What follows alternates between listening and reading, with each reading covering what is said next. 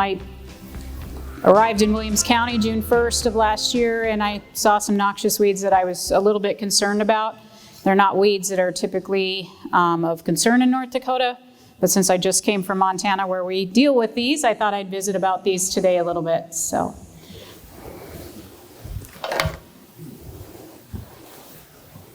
Okay, so these would be considered new invaders for Williams County and western North Dakota. Okay, the first is spotted knapweed. This is western Montana's purple hills. We have a lot of spotted knapweed in western Montana, and so we talk about this one a little bit just because it's super invasive. It's not super hard to control, but it does establish quickly.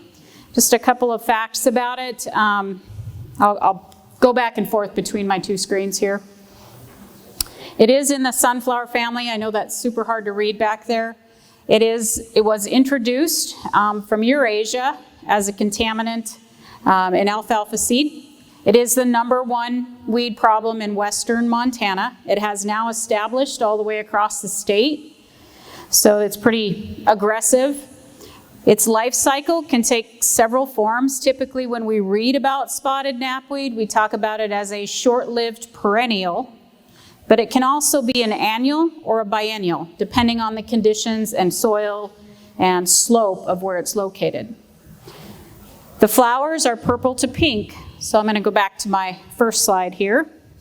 As you note, down in the bottom corner here, those flower heads they look a lot like a Canadian thistle color when you see them out there. The difference is they will have black tips on the bract, which is on the outside of the head there, thus the name spotted knapweed. It has a grayish green rosette that has a variety of leaf shapes on it. Usually they're lobe shaped when they're small with many leaves, and as this matures, it becomes more of a singular leaf. As you can see with the plant that has some height there, there's lots and lots of seed heads, which makes it very problematic. It does have a taproot. So the taproot we see here is also surrounded by a large number of fibrous roots, which makes it very difficult to pull. Pretty much get a real grayish green color, as well as the vegetation the flowers being a light purple, so it matches really well with sagebrush. So if it's in a pasture situation, it's not often detectable until it becomes pretty densely populated. Okay. That deep taproot will, if you try to hand pull it and it breaks, any part of that root can come back. And so it's really difficult to get rid of it by hand pulling. It also produces a natural type of a herbicide that kills other plants around it. So once it starts to establish, it actually destroys other vegetation around it, making it a perfect environment for invasion. We often recommend people don't hand pull without gloves just for that reason. It can be treated with herbicide pretty effectively. Timing is definitely important. If you treat in the spring or early summer, you want to treat up until the full bud stage. After that, your effectiveness really declines. You can mow this, although it will flower about an inch or two off the ground, so it finds a way. Fall treatment is very effective for knapweed, especially when we have these rosettes. It often does a regreen in the fall, and that's simply to build that root store for the winter and give it the advantage in the spring. So it's a very good time to treat in the fall when that regreen happens. We had a very dry fall this year, and even with as droughty as it was here in Williams County, we did see some regreen on knapweed. So it was one of the few species that was able to do that. So if you find those old stalks and they're all brown and there's a nice green patch at the bottom, that's a great time to treat. So some products and some control strategies we can use for spotted knapweed include hand pulling and mowing. You can graze this a little bit. Livestock don't prefer it. They typically only will eat the flowers off the top. They don't like the vegetation real well. And also you can use products like Milestone. That's a really good product on this. Any of your Clopyralid products like Curtail work on it too, if it's labeled for that particular situation. Tordon works well. It's just in really low rates. It doesn't take a very high rate of Tordon to do this. Of course, you always have to be aware of your surroundings. And I used a product in Montana called Chaparral, which is a blended product, so it's also diverse and can be used. It has Milestone and a SU product in it, sulfonylurea. So those are kind of the rule of thumb with treating spotted knapweed. It's not super difficult. It likes to invade south-facing slopes, rocky or gravelly areas. Doesn't typically like irrigated sites. We see this mostly as an invader from gravel pits, roadsides, and that's where we've seen it here in Williams County so far, okay? There's not a lot of it here. This is one I hope we can tackle and get rid of.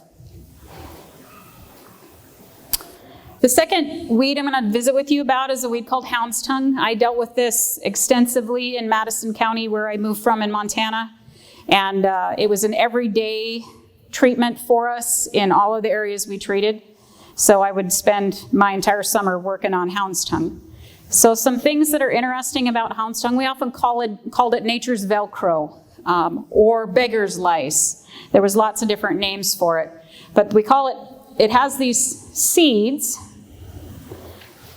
that appear as little burrs on the top of the plant everywhere there's a flower. Each flower produces 4 nutlets, which are the seeds, the small burrs. They have little hook on them that literally sticks to anything that brushes by. It has a purple to red flower. This is a biennial, meaning that first year we get a very large rosette with a long dog tongue shaped leaf, thus the name hound's tongue. Okay.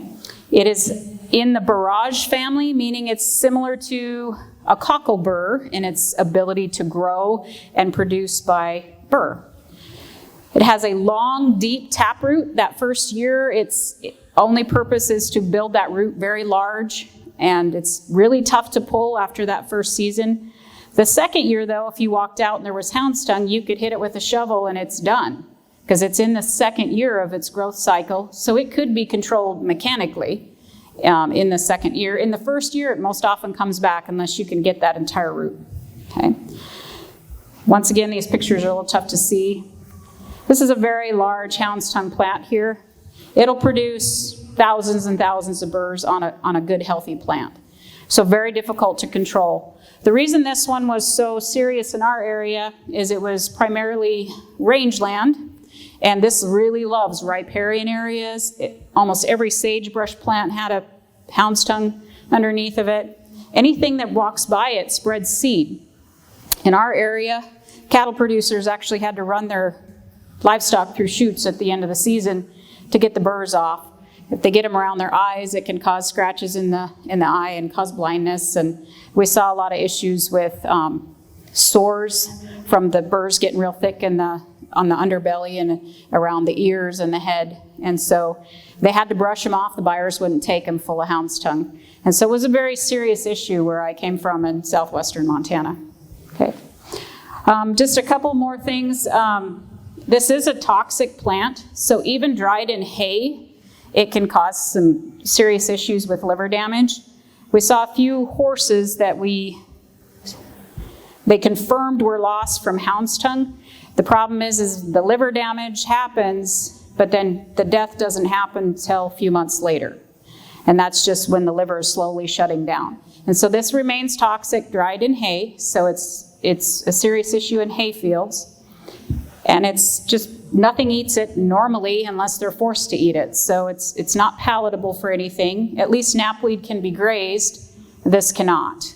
So it's typically not in huge patches until it invades an area for a while. It takes several years before it becomes large patches because they're individual plants.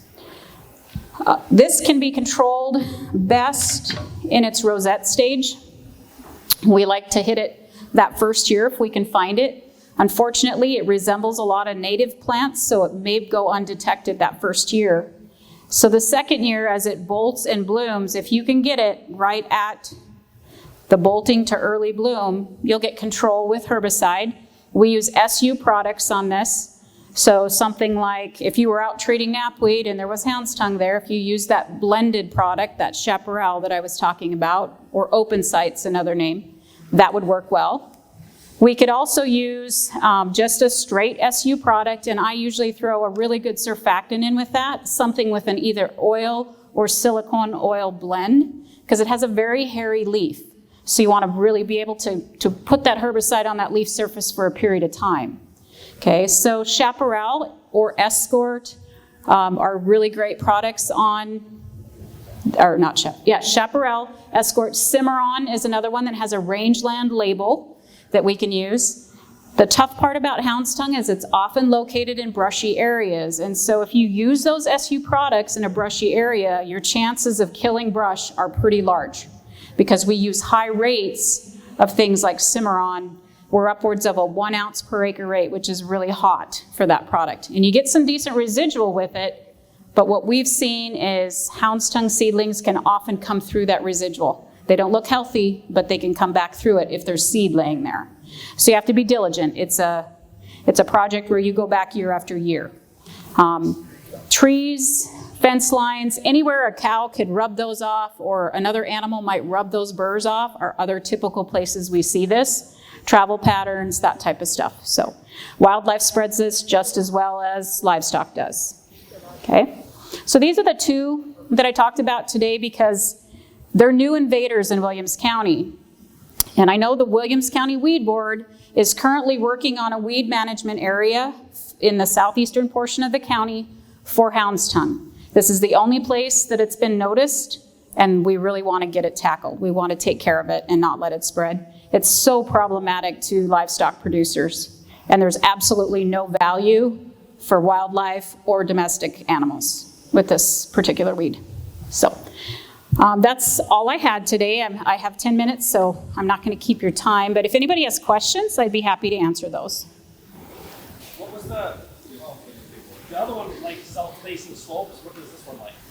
Hound's tongue pretty much will grow in just about any soil type except areas that have high salinity. It does not care for that type of soil, but it really can establish in almost any soil type that I've seen, other than, like I said, those real highly saline soils. Anytime you have a question, if you think you might have it, please give me a call. I've been doing this noxious weed thing for a really long time, and I spent a pretty good stint with the government, and then I worked in natural resource management for a long time. So I'm very happy to help, and if I don't know, I can find out for you.